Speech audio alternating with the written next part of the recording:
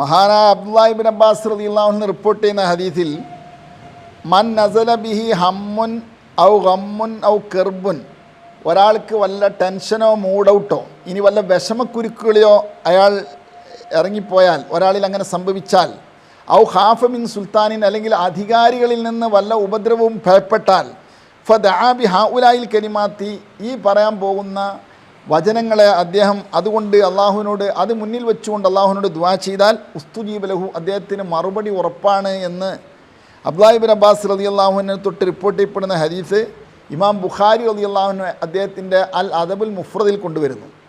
ആ ഒരു പ്രത്യേകമായ ദിക്റാണ് നമ്മൾ ടെസ്റ്റിൽ കൊടുത്തിട്ടുള്ളത്. അല്ലാഹുമ്മ ഇന്നി അസ്അലുക ബിലാ ഇലാഹ ഇല്ലാ അന്ത എന്ന് തുടങ്ങിക്കൊണ്ട് നല്ല ഒരു അള്ളാഹുവിനെ ഏറ്റവും ഇഷ്ടപ്പെടുന്ന ഇസ്മുകളെയും ദിക്റുകളെയും മുന്നിൽ വെച്ചുകൊണ്ട്, കാണിക്കയായി വെച്ചുകൊണ്ട് നമ്മുടെ ആവശ്യങ്ങൾ അള്ളാഹുവിനോട് പറയാനുള്ള ഏറ്റവും നല്ല മന്ത്രമാണ്. ഉപയോഗപ്പെടുത്തുക. അള്ളാഹു തൗഫീഖ് നൽകുമാറാട്ടെ.